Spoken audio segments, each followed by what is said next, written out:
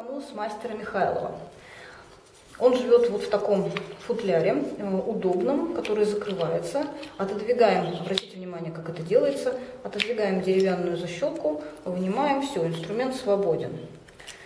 Такой футляр подойдет для хранения, для ношения в кармане, потому что замочек не выпадает сам по себе, он весьма крепко здесь держится.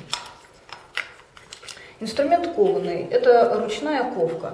Если обратите внимание, вот здесь на кольце имя мастера, ну точнее сокращенная его фамилия Михайлов и год производства инструмента, 2015 вот данный год. Послушаем, как он звучит.